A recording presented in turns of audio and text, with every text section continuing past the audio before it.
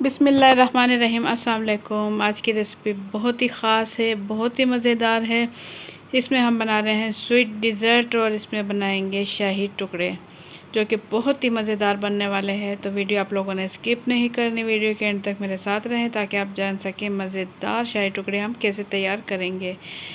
तो रेसिपी शुरू करने से पहले आप लोगों से रिक्वेस्ट है, अगर आप लोग मेरे चैनल पर नए हैं तो सब्सक्राइब कर लें लाल बटन और साथ ही बेल के बटन को प्रेस कर लें ताकि मेरे आने वाली हर नए वीडियो का नोटिफिकेशन आप तक पहुंच सके। तो ज़बरदस्त रेसिपी शुरू करते हैं। यहाँ मैंने ले लिया है 1/2 लीटर दूध ले लिया है और इसे चूल्हे पर गर्म होने के लिए रख दिया है। तो इतनी देर में दूध गर्म होता है, यहाँ हम कस्टर्ड मिक्स कर लेंगे। कस्टर्ड यहाँ मैंने ले लिया है 2 खाने के चम्मच और इसके साथ मैंने ले लिया है आधा कप दूध। तो थोड़ा थोड़ा दूध डालते हुए इस तरीके से कस्टर्ड में दूध अच्छे से मिक्स कर लेंगे।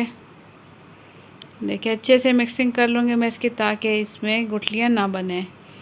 इसकी मिक्सिंग मैं अच्छे से कर लूँगी। ये देखिए चम्मच की मदद से मैं इसकी मिक्सिंग कर लूँगी। और इसके बाद यहाँ मैंने ले लिए हैं ब्रेड, छोटे साइज़ की ब्रेड है मेरे पास। 6 अदद ब्रेड हैं और इस तरीके से छुरी की मदद से मैं इसकी कटिंग कर लूँगी। एक ब्रेड के 4 हिस्से में इस तरीके से कर लूँगी। तमाम ब्रेड इस तरीके से अच्छे से कटिंग कर लूँगी। ये देखिए कटिंग हो चुकी है। और यहाँ दूध चूल्हे पर रखा हुआ है, इसमें डाल दूँगी मैं चीनी। आधा कप चीनी शामिल कर दूँगी मैं। आधा कप चीनी शामिल करने के बाद इसे मैं पकाऊँगी उबाल आने तक।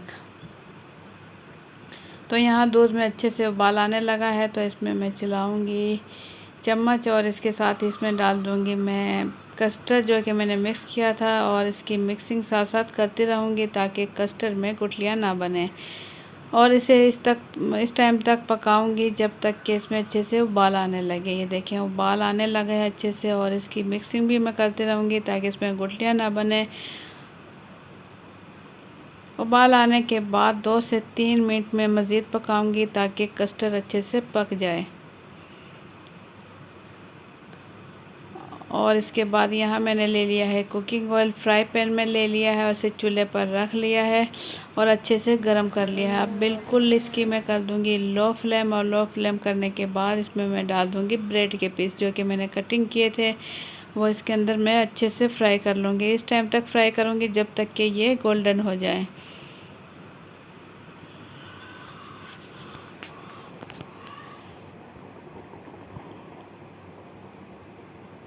तो यहाँ मैं आपको दिखाऊँ, एक साइड से अच्छे से गोल्डन होने के बाद मैं इसकी साइड चेंज कर दूँगी। ये देखिए अच्छे से गोल्डन होने लगे हैं, तो इसकी साइड में चेंज कर दूँगी। तो तमाम कटे हुए ब्रेड में इसी तरीके से अच्छे से फ्राई कर लूँगी, गोल्डन कर लूँगी। देखें कितना ज़बरदस्त कलर आ रहा है इसका। तो दूसरी साइड चेंज करने के बाद दोनों साइड इसकी गोल्डन हो चुकी है और अब मैं ऐसे निकाल लूँगी ऑयल से।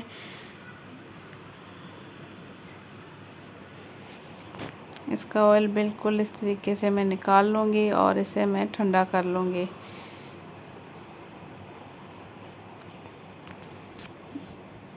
तो तमाम ब्रेड फ्राई करने के बाद मैं प्लेट में निकाल चुकी हूँ और बाकी के ब्रेड भी इसी तरीके से फ्राई कर लूँगी।